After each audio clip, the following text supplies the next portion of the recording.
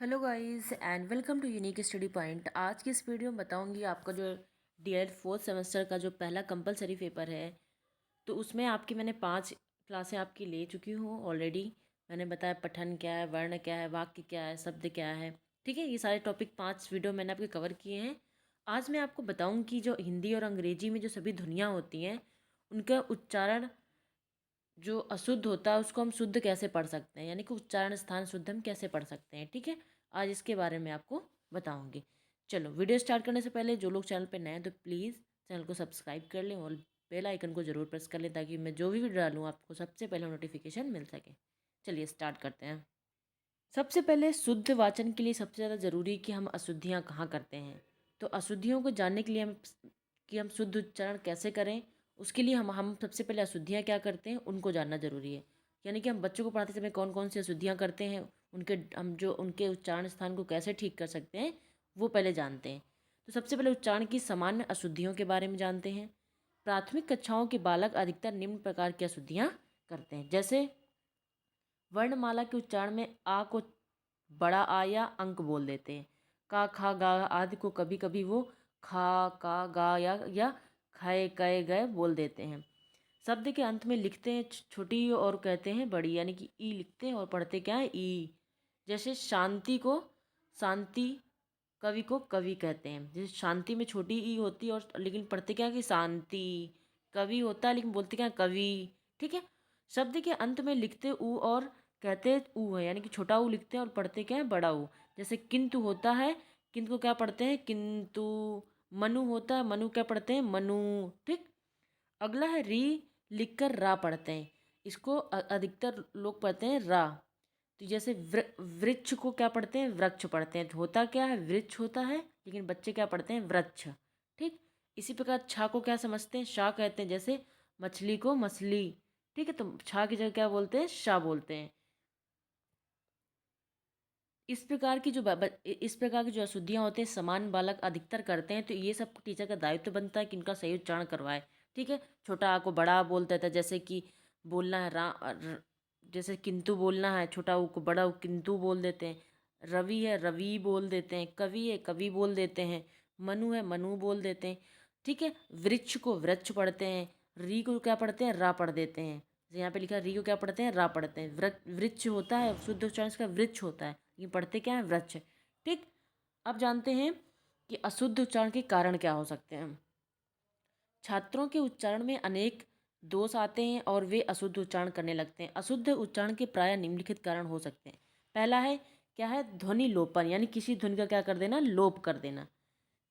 अगला है ध्वनि विकृति, किसी ध्वनि का अल्प उच्चारण या अति उच्चारण करना। ध्वनि लोपन क्या होता है कि जैसे छा को उस जो कठिन वर्ड है उसको क्या कर देना उसको छोड़ देना, उसका लोप कर देना। और ध्वनि विकृत क्या है कि जहाँ पे छोटा आ बोलना है वहाँ पे बड़ा आ बोल देते हैं, यहाँ पे छोटा छोटा ऊ बोलना है वहाँ बड़ा ऊ बोल देते हैं, ये आपका ध्वनि विकृति हो गया। अगला क्या है ध्वनि विपर्य, किसी ध्वनि का उलट पलट देना। ठीक है, यानी कि पढ़ना लिखा कुछ है उसको क्या उल्टा पढ़ देना। अगला है ध्वनि का सही ज्ञान ना होना। अगला क्या होगा ध्वनि का सही ज्ञान ना होना। नेक्स्ट है उच्चारण के साधारण नियमों का ज्ञान ना होना कि कैसे उच्चारण किया जाता है उसके बारे में ज्ञान ना होना। अगला है सुर, अनुतान, बलाघात आदि का क्या होता है अनुचित प्रयोग, यानी कि सही तरीके से जहाँ पे सुर कहाँ पे ज़्यादा लेना है, कहाँ पर अधिक लेना है, बलाघात ज़्यादा कर देना। ये सब क्या ये क्या होते हैं इसका बुरी मतलब अनुचित प्रयोग करने से अशुद्ध उच्चारण के सब कारण हो सकते हैं। अगला क्या हकलाना और तुतलाना, ये भी क्या हो सकते हैं अशुद्ध उच्चारण के कारण हो सकते हैं। तुतलाना हकलाने से क्या होगा शुद्ध वाचन नहीं कर पाएंगे, ये आपका क्या हो जाएगा शुद्ध हो जाएगा। जब शुद्ध वाचन नहीं कर पाएंगे तो आपका शुद्ध वाचन हो जाएगा ये। तो आपको क्या करना है अशुद्ध वाचन को हम सुधार कैसे कर सकते हैं, उसके क्या क्या उपाय हैं वो अब जान लेते हैं। यदि अध्यापक निम्नलिखित उपाय करें तो छात्रों को उच्चारण में सुधार हो सकते हैं। कि बालक अशुद्धियाँ ना करें, उसका उसका जो उच्चारण है या वाचन है शुद्ध कैसे हो। तो सबसे पहले शिक्षक को क्या करना चाहिए कि उच्चारण सुधार का प्रयास प्रारंभिक स्तर से ही होना चाहिए, यानी कि प्राइमरी से ही इसको स्टार्ट कर देना चाहिए, पहली कक्षाओं से ही। प्रारंभ में उच्चारण अशुद्ध हो जाने पर बाद की कक्षाओं में सुधारक कठिन हो जाता है। बिल्कुल, जब बालक बेसिक उसका आप बेसिक में जितना उसको समझा देंगे जैसा वो सीख जाएगा, लाइफ टाइम के लिए वो सीख जाएगा। लेकिन आप स्टार्टिंग में उसकी गलतियों को नज़रअंदाज कर देंगे, फिर उसको बड़े में सिखाएंगे तो वो क्या वो गलतियाँ उसकी नहीं सुधरेंगी क्योंकि उसकी आदत में आ चुका होगा, फिर उसको दूर करना थोड़ा कठिन हो जाता है। इसलिए प्रारंभिक शिक्षा में ही, उसके प्रारंभिक लेवल में ही या प्रारंभिक स्तर में ही उसको क्या करना चाहिए, उन कठिनाइयों को, उसकी अशुद्धियों को उसको सही करवाने का प्रयास करवाना चाहिए। अगला है, जिन छात्रों का उच्चारण अशुद्ध हो उनका अनुकरण अन्य छात्र ना कर पाए, इसका ध्यान रखना चाहिए। यानी कि टीचर बच्चे को खड़ा कर देता है, प्राइमरी के स्कूलों में क्या करता है, खड़ा कर देता है और बोलता है पढ़ो। तो जैसे वो बालक पढ़ रहा होता है वैसे बाकी सब बच्चे पढ़ते हैं। तो टीचर का दायित्व बनता है कि वो देखें कि बच्चा कहीं गलत तो नहीं पढ़ रहा है, क्योंकि वो जैसा पढ़ेगा बाकी बच्चे भी उसी को बोल बोल वैसा ही पढ़ेंगे। ठीक है, तो जहाँ पर वो अशुद्ध वाचन कर रहा है उसको वहाँ पे रोक कर उसको सही उच्चारण करवाना चाहिए और फिर उसको पढ़ने के लिए बोलना चाहिए। ठीक है, तो ये भी ध्यान रखना चाहिए कि जैसे वो पढ़ रहा है सही पढ़ रहा है कि नहीं पढ़ रहा है, उसका गलत उच्चारण ना हो पाए। अगला है, मौखिक कार्य का उच्चारण सुधार में विशेष महत्व है, अतः कक्षा में मौखिक कार्य के पर्याप्त अवसर दिए जाने चाहिए। ओरल जो वर्क आपको दिया जाता है मौखिक, यानी कि उसमें ध्यान देने की जरूरत है कि उच्चारण सुधार कैसे कर सकते हैं, ये बहुत ज़्यादा इंपॉर्टेंट हो जाता है। इसलिए मौखिक कार्य देने के लिए क्या बच्चों को अधिक से अधिक मौके देने चाहिए। अगला पॉइंट है, यदि संकोच, डर, आत्मविश्वास की कमी के कारण बच्चा अशुद्ध उच्चारण कर रहा है तो अध्यापक को चाहिए कि छात्र के प्रति क्या रखे, सहानुभूति एवं धैर्य के साथ व्यवहार करे। आवश्यक पड़ने पर मनोविज्ञान विशेषज्ञ से परामर्श लिया जा सकता है। यदि बच्चा पढ़ना तो उसको आता है लेकिन टीचर के भय से वो नहीं पढ़ पा रहा है, उसको संकोच है या डर है किसी चीज़ में, उसको अपने आप में विश्वास की कमी है, तो इसको ध्यान इसको दूर करने के लिए टीचर को करना चाहिए, बच्चे के साथ एक मित्रवत व्यवहार रखना चाहिए, एक सुविधादाता के रूप में होना चाहिए। जैसे कि आपके एनसीईआरटी में दिया गया कि टीचर का एक व्यवहार एक फैसिलिटेटर के रूप में होना चाहिए, यानी कि एक सुविधादाता के रूप में। कि तो सुविधादाता यानी कि फैसिलिटेटर के रूप में, तो बच्चे के अंदर जो टीचर के प्रति डर या भय है वो खत्म हो जाएगा। ठीक है, तो ये भी ध्यान देने की ज़रूरत है टीचर को। यदि ऐसा कुछ टीचर की वजह से नहीं, उसका उसका जेनेटिक उसका प्रॉब्लम हो, तो उसको मनोविज्ञान जो शाला है आपकी इलाहाबाद प्रयागराज में, यानी कि तो वहाँ पर उसको वहाँ पर परामर्श वहाँ पर देना चाहिए। अगला है, अध्यापक अपना उच्चारण भी सुधार ले। उच्चारण शिक्षा में अनुकरण का बहुत विशेष महत्व है। यानी टीचर भी अपना उच्चारण स्थान सब सुधारे, क्योंकि बच्चा अनुकरण करके ही सीखता है। छात्रों में शुद्ध उच्चारण करने की आकांक्षा जागृत की जाए, उन्हें परिनिष्ठित उच्चारण करने के लिए प्रेरित किया जाए कि बच्चों के अंदर में क्या करना है कि शुद्ध उच्चारण आप कैसे कर सकते हैं, उनके अंदर ये भावना को क्या करना है, जागृत करना है। अगला है, उच्चारण प्रतियोगिताओं का आयोजन करके पुरस्कार की व्यवस्था की जाए, इससे छात्र क्या होगा, उच्चारण सुधारने का प्रयास करेंगे। कि बच्चों के में कंपटीशन करें कि आपको शुद्ध उच्चारण करना, आप जो बच्चा शुद्ध उच्चारण करेगा उसको प्राइज़ मिलेगा। ठीक है, तो बच्चा पुरस्कार पाने की लालसा में क्या करेगा, शुद्ध उच्चारण बोलने का क्या करेगा, प्रयास करेगा। ठीक, अगला पॉइंट है, आवश्यकता हो तो चिकित्सकों की सहायता ली जाए। शारीरिक विकृतियों की दशा में तो चिकित्सक का परामर्श अनिवार्य हो जाता है। यानी कि कोई फिजिकल आपकी प्रॉब्लम है, फिजिकल डिसेबिलिटी है, तो उसको क्या करना है, उसके लिए डॉक्टरों की सलाह लेनी चाहिए। अगला है, उच्चारण के कतिपय नियमों का छात्रों को ज्ञान करा देना चाहिए। यहाँ उच्चारण के कुछ उपयोगी नियम पर विचार किया जा रहा है। ठीक है, कौन कौन से, अब देख उच्चारण के नियम। पहला नियम कौन सा है, शिक्षक को उच्चारण संबंधी नियमों का भी बोध होना चाहिए। भाषा विज्ञान में इसका विशद वर्णन किया जाता है। यहाँ पर कुछ नियमों का उल्लेख किया गया है जो कि प्राथमिक स्तर के शिक्षकों एवं बच्चों के लिए क्या है, बहुत ही ज़्यादा आवश्यक है। पहला पॉइंट क्या है कि हिंदी वर्णमाला का समुचित ज्ञान होना चाहिए। यानी कि क्या करना कि जब बच्चे को वर्णमाला का पूरा ज्ञान होगा, शिक्षक के बच्चों दोनों को, तो क्या होगा, अशुद्धियाँ कम होंगी, अशुद्ध उच्चारण कम होगा।